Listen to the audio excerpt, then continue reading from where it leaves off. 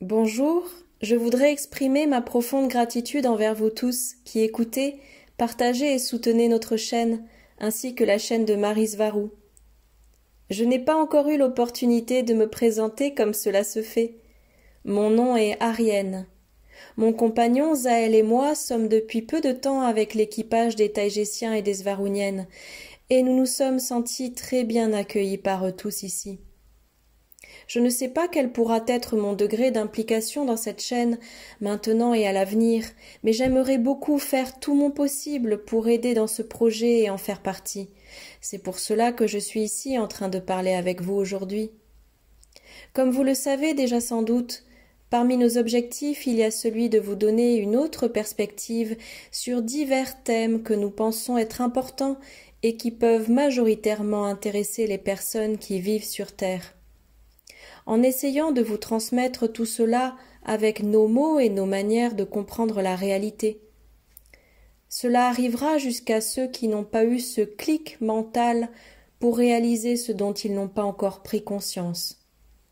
Mon intention d'aujourd'hui est de parler des souvenirs de vie antérieure, et ce sera dédié tout particulièrement aux personnes qui viennent s'incarner sur Terre avec un voile de l'oubli assez ou très prononcé. Mais avant, je dois préciser ce que moi je comprends de ce qu'est une vie antérieure. Dans la continuité du thème du temps que Zaël a partagé avec vous dans les vidéos précédentes, il n'existe pas de passé en tant que tel, c'est juste une idée. Tout ce qui existe, c'est ce moment dans lequel tu te trouves. Donc selon ce critère, il n'y a pas non plus de vie passée. Ce sont juste d'autres moments qui sont en train de se dérouler en même temps que celui-ci.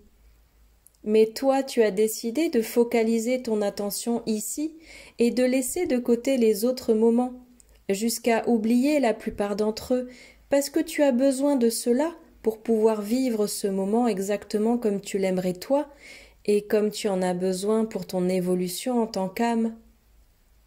Sur mon chemin, j'ai rencontré des personnes qui cherchaient à se souvenir.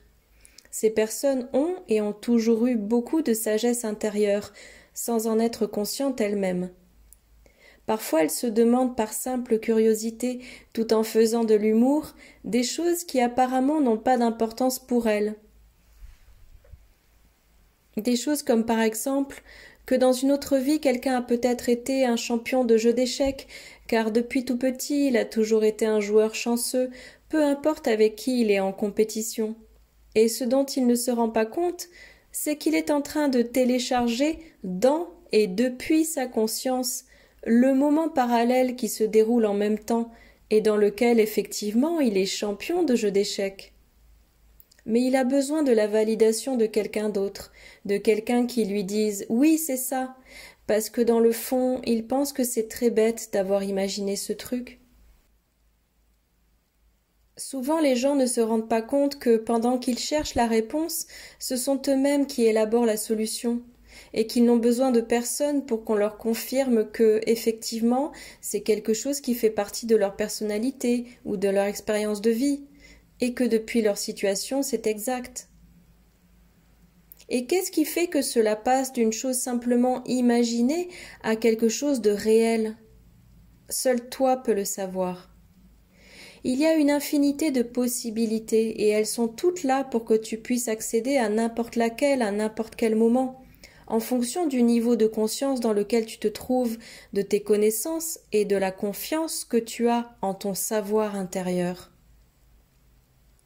Bien qu'il y ait un problème ici, car parfois une personne finit par se perdre à force de considérer que tout ce qu'elle découvre est valide, se percevant comme supérieure aux autres, et tirant la conclusion qu'elle est dans le vrai, même si cela implique pour elle d'agir de façon peu éthique envers les autres.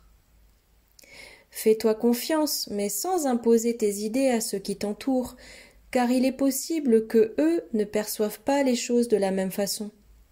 Il existe autant de réalités que de personnes qui convergent entre elles.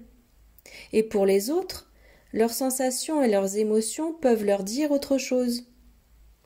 Alors c'est important de savoir que tu es la seule personne qui doit discerner ce qui résonne en toi ou pas, avec des critères, de la sagesse et de l'éthique, dans la confiance et le respect. Cela inclut évidemment les choses et les événements négatifs de chacun.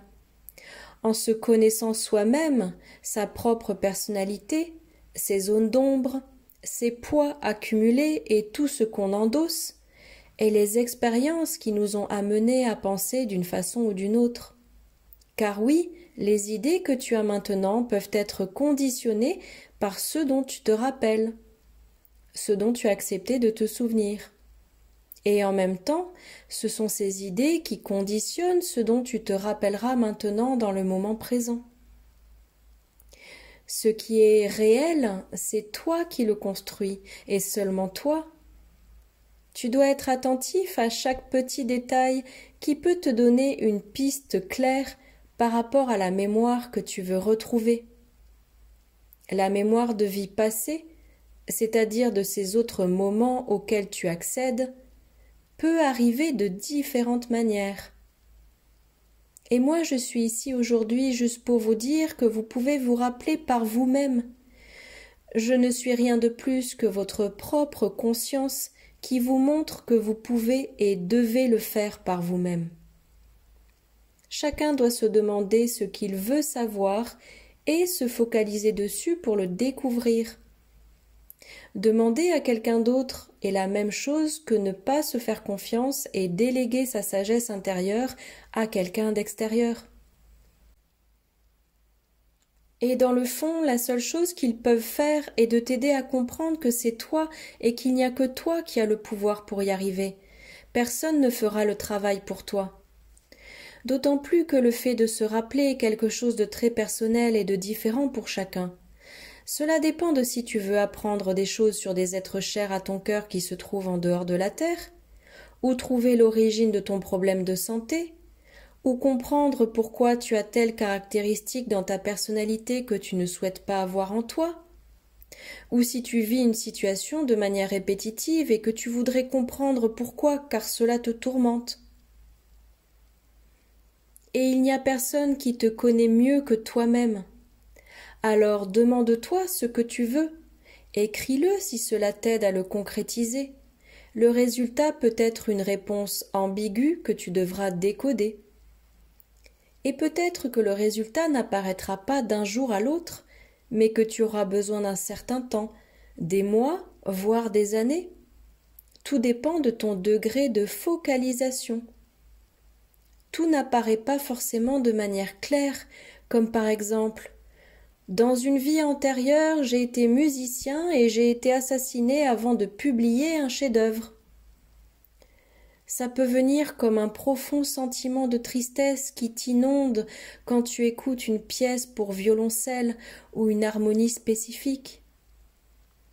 Recherche d'où vient ce ressenti qui s'est manifesté au fond de toi sans raison apparente. Tu dois apprendre à décoder tes émotions, comprendre pourquoi elles sont là, parce qu'elles ne sont jamais vides de sens. Cherche ce qui t'opprime depuis si longtemps et qui a fini par affecter ta santé au moment où tu as décrété quelque chose, les attitudes qui t'ont fait du mal. Trouve tes peurs et tes insécurités. Travaille sur toi. Je sais que d'être en bas sur terre est difficile, que c'est fatigant et frustrant de ne pas se rappeler, mais ne tombe pas dans le désespoir si tu n'y arrives pas. Ça signifie seulement que ce n'est pas le moment. Garde tout cela bien présent dans ta tête. Au final, tout se résume au fait d'avoir confiance en soi, de respecter son rythme et celui des autres. Les raccourcis n'existent pas. Tu ne peux le découvrir qu'en faisant un travail intérieur, avec de la sagesse et de la patience. Je vous embrasse tous avec beaucoup d'affection. Nous nous reverrons à une autre occasion. Votre amie, Arienne de Héra.